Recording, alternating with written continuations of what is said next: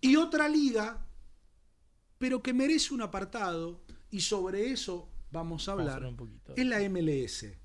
¿Cuántos futbolistas se van a la MLS y cuántos vuelven de la MLS y cómo les va cuando vuelven? Porque hoy, en el ojo de la tormenta, Sí. en el foco del análisis, y cuando digo hoy no es hoy, es desde todo el año pasado al día de hoy, hay dos íconos de este tema, uno en River y uno en Boca. Exactamente. El año pasado, Mundial de Clubes, ventana abierta para los clubes grandes como Boca y River para comprar jugadores por un gran dinero.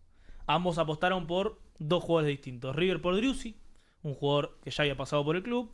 Ya, si no me equivoco, con 30 años. Sí. 21 había llegado, creo que tiene 32, 31. Sí, sí. Perdón, en realidad estamos hablando de principios del 2025, ¿no? Sí. Porque los dos llegaron con 3 de diferencia. Uno claro, fue 17, otro 20 de enero. En Velasco, bueno, no me quiero adelantar lo que pero vos vas a Alan contar. Velasco con Boca. Está el penal de Alianza Lima. Exactamente. Y en Driussi está todo lo que le ha pasado en el 2025. Con la diferencia quizás de que uno ve los montos y si bien Velasco termina siendo la compra más cara de Boca, Velasco tiene 23 años. Claro. No deja de ser un joven con potencial de reventa. Si es verdad, Velasco venía con una lesión de ligamentos cruzados, por lo que se ha perdido casi todo, por no decir todo, el 2024. Pero podemos hacer como una especie de hilo conductor que los lo va tenemos, uniendo, ¿no? Lo tenemos en placas, en información, en todo sentido, y también después traje otros casos para ir buscando. Vamos menos con el de Driussi. Perfecto, los números de Driussi como tienen ahí. Vuelve a River en 2025, como decíamos recién, en enero de 2025, por una cifra cercana a 10 millones de dólares desde el Austin Football Club de la MLS, donde ha jugado 115 partidos, había hecho 51 goles y 17 asistencias. Se había perdido 8 partidos por dos lesiones distintas, ambas de traumatismos, y había dado un promedio de 83 minutos por partido, con un total de 5.000 minutos básicamente o más en Austin. Párrafo aparte, un dato nada más, y seguís. Recordemos cómo se había ido Driussi de River, ¿no? Sí, todo. ¿Se acuerdan en el medio de un tema de futbolistas de doping positivo? Como Mamana y él, ¿no? Fue Camilo Mayada. Camilo Mayada y Mamana, ¿no? Los tres me parece. Exactamente. Porque son él y Mamana que se van a Zenit. Martínez Cuarta también estaba en esa época. O Martínez Cuarta, Mamana. Uno de los dos, sí. Sé que se ha ido a Zenit con Driussi. Martínez Cuarta. Y él, en un pase que se hace de la noche a la mañana, se va a jugar a Rusia. Va a Rusia, exacto. Correcto. Ambos al Zenit. En River, desde su llegada, a diferencia de en la MLS, ya registra 7 lesiones con la de hoy. En total, 17 partidos se perdió. Jugó un total de 39 también, hizo 10 goles, 2 asistencias y ya ahora bajó el promedio por encuentro a 60 minutos en los 39 partidos que jugó Sebastián Driussi hasta el momento en River, lesionado el último partido por un golpe. Predilección de Gallardo, ¿no? Sí, jugador fetiche. Sí. ¿No? 7 lesiones en un año. Jugador que aparte rendía y se lesionaba. Ese era también el tema que con Driussi. Empezó con una sequía y después como que empezó se a meter 2 o 3 goles. y hacía un montón de goles seguidos y después volvió. Parecía que volvía, volvió a recaer con la La lesión del tobillo solo. Y cuando hizo el gol. Claro. Que lo peor es que venía de una lesión de tobillo. Claro. Anterior a llegar al Mundial de Clubes. Claro. En deuda, claramente. En deuda, sin duda. Pero además en deuda por esto que vos decís, porque en ningún momento he encontrado continuidad. Continuidad, exactamente. Y vamos al caso de Alan Velasco también, llegado desde Dallas por 10 millones de dólares. 23 años tiene. Yo me quedé, viste, uno se acuerda que Velasco se había ido de jovencito, de Independiente, pero 23 pirulos. Tipo, es un muchacho con todo por delante. Con todo por delante, exactamente. En Dallas había jugado 72 partidos, 15 goles y 7 asistencias. 2 lesiones donde se perdió 37 encuentros. Entre ellas tenemos la lesión de los meñiscos. De los cruzados, perdón.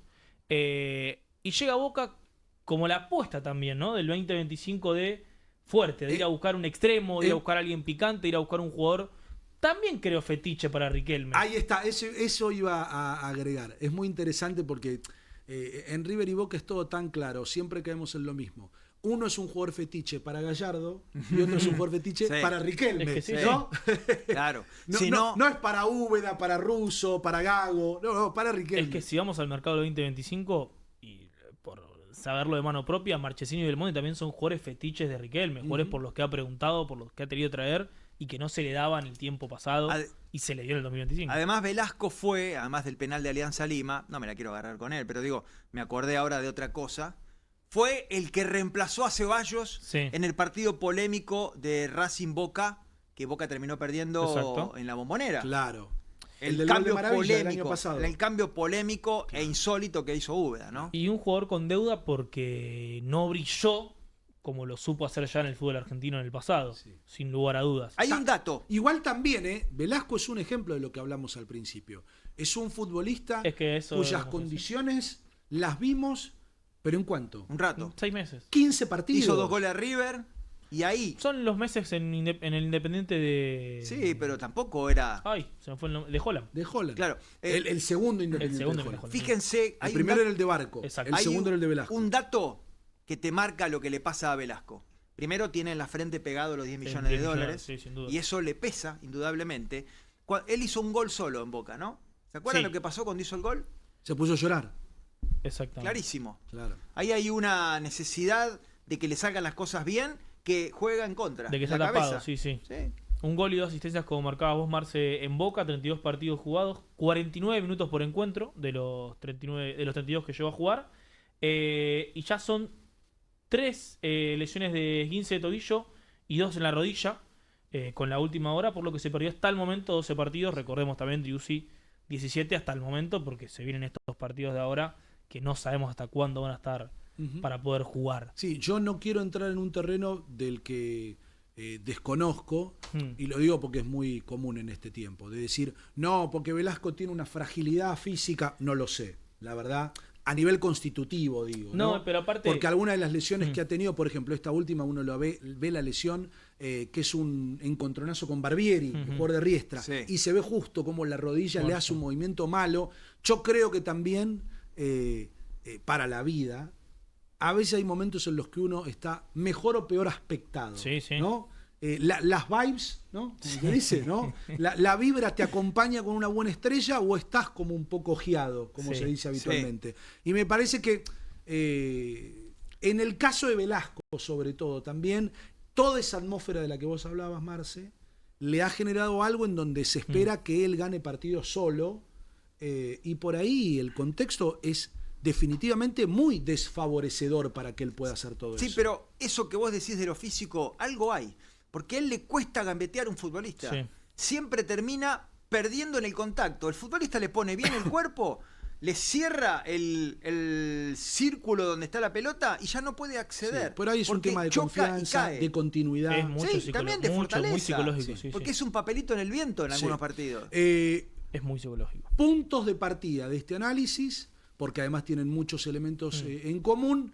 Velasco en Boca y Driussi en River. Pero no nos quedamos solo con eso, ¿no? Fuimos a ver, para cerrar el tema, y ya vamos a la pausa, de una manera un poco más amplia, más abarcativa, qué pasa con los jugadores argentinos y su reinserción en nuestro medio después de haber estado en la MLS. Y muchos con poquito tiempo y vueltas rápidas al fútbol argentino. El primer caso que recordé, y más o menos busqué jugadores que estén todavía activos, porque podemos ir a, no sé, Diego Valeri, por ejemplo, entre tantos otros jugadores.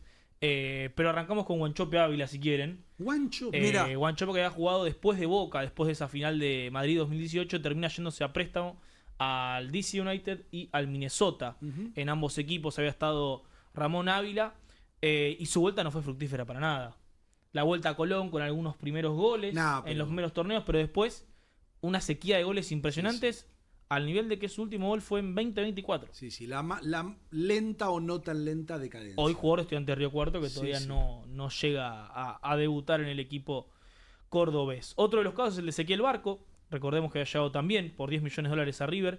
Muchos se repiten equipos. No es el caso de Wanchope, pero por ejemplo había llegado desde Atlanta United, equipo que se va a repetir en los nombres que vamos a ir repasando. Es curioso igual el caso de Barco, porque Barco fue campeón del River de Michelis. Sí. Es que es el más regular de los que vamos a nombrar, porque aparte jugó la misma cantidad de partidos. En River 127 partidos, en Atlanta United 107, en ambos también 3-4 lesiones y promedió los mismos minutos en ambos equipos, 62 en el Millonario y 69 en el equipo de la liga estadounidense. Otro de los casos y más recientes es el de Facundo Farías. Claro. El chico de Colón que había ido a Inter Miami. No hizo pie. Exactamente. Por una lesión también grave. Por una lesión de la rodilla. Claro. Por lo que volvió al fútbol argentino, a Estudiantes de La Plata. por ahora en Estudiantes tampoco está haciendo mucho pie, un jugador más de recambio. Pero es un caso del estilo Velasco, porque mira, no tengo la edad a mano, le pido a nuestros compañeros de nuestra producción, pero yo creo que Farías tiene 23, 24 años. Sí, no más que eso. No debe salir de ahí. Mucho todavía por recorrer, más que lo recorrido. Sí. Otro nombre que voy a traerles, y que yo me olvidé de que estoy jugando a la pelota, 23 sin faltar el respeto. Sí. Nicolás Figal. ¿Cómo te...? Me había olvidado. El banco. Bueno. Está al lado de Pellegrino, o sea, pero, 2 fracasados. No, tampoco. Figal, que había llegado en 2022 desde Inter Miami a Boca por $2.360.000. También muy pocos partidos en el Inter Miami, cerca de los 50, en 47 en total. En Boca 109 partidos, 14 lesiones. Mirá. Claro. De Nicolás Figal. ¿En cuántos partidos, Lucas? 109 partidos jugados, 14 lesiones, había perdido en total 59, es decir, tendría 170 partidos en Boca si fuese titular, obviamente, ¿no? En el Mundial de Clubes se lesionó también, exactamente, ¿no? Muchas lesiones, mucho muscular, mucho en la rodilla, mucho en el tobillo, lesiones que se van también remarcando, y que lo hablábamos ayer un poco en off con vos, Román, cuando íbamos a ver el informe, de esto del cambio de campo de juego también, ¿no? Del sintético puro a uno híbrido. No lo evaluamos, pero podría llegar a ser. Es algo más para evaluar con alguien profesional, pero... Sí, pero además hay una cuestión de ritmo, indudable. Eso es lo fundamental. Voy a hacer una comparación automovilística. Vos tenés un autito y vas a la MLS. Estás manejando en Lago Puelo. Sí. Manejás Lago Puelo, no hay ningún problema. Y venís a jugar acá y tenés que manejar en la avenida 9 de Julio. Sí. Entonces ya es otra cosa. Claro, bueno, entonces por ahí no estás tan acostumbrado. Sí. Es así. Pero con un detalle también muy importante. Las rutas del Lago Puelo están impecables. También.